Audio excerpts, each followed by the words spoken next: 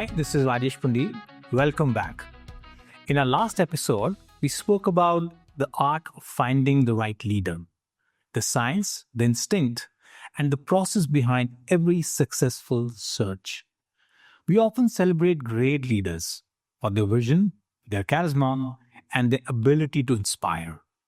But leadership at its core is not a destination, it's a balance between competence, character, and context. Sometimes even the most accomplished leaders lose that balance. So today, we are deep diving into a difficult yet important question. Why do great leaders fail?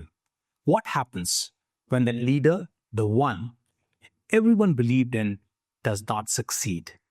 Why do great leaders with perfect resumes, glowing references, sometimes stumble in their new roles? Why great leaders fail?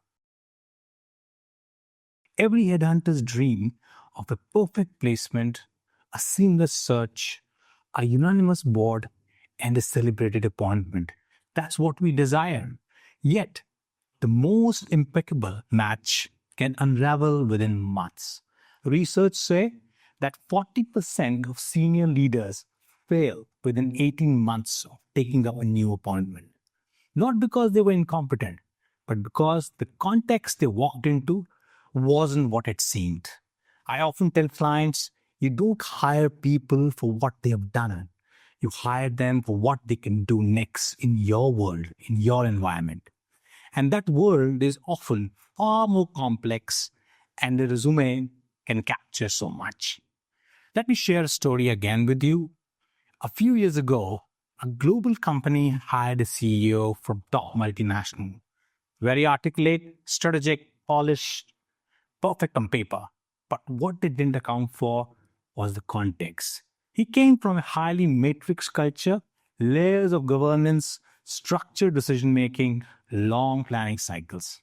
The company he joined was a promoter-driven organization, quick, intuitive, and deeply entrepreneurial.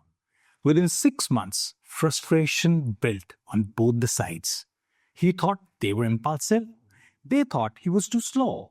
The result, a brilliant leader, wrong environment.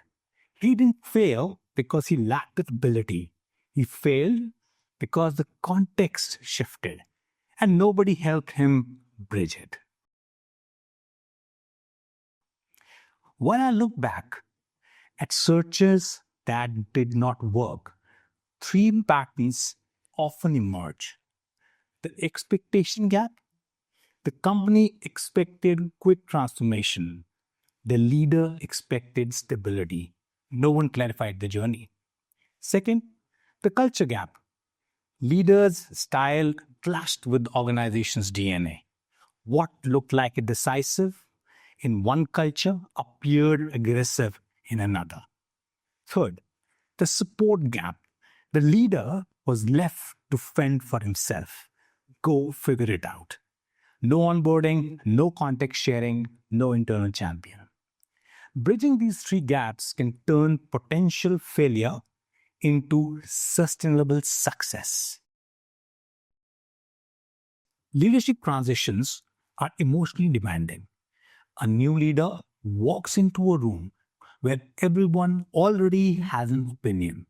Some hopeful, some skeptical, some threatened. In that moment, they are not just managing a business. They are managing perceptions.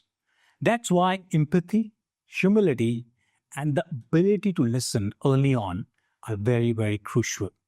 The smartest leaders I've seen spend the first 90 days not proving themselves, but understanding the terrain. As it is said, the first thing a successful leader has to learn is when not to lead. As a headhunter, our job does not end with the appointment letter. We are responsible for the integration as much as the selection. That means setting realistic expectation on both the sides, helping the board see the leader's working style, helping the leader read the organization's unwritten rules. That means difficult conversations. And sometimes It means staying invisible, just listening, nudging, bridging, trust quietly from the sidelines. When done right, this partnership turns placements into transformation. So, why do great leaders fail? Because success in leadership isn't just about who you are, it's about where you are when you arrive and how you're supported. When the fit between competence, culture, and context breaks, even the best leaders can falter. But when all three align, that's when magic happens. Somebody rightly mentioned great leaders fail when they forget they are humans. They rise again when they remember that they are. So, in our next episode, we will move from individuals to institutions. We will explore the board equation, how boards think about hiring.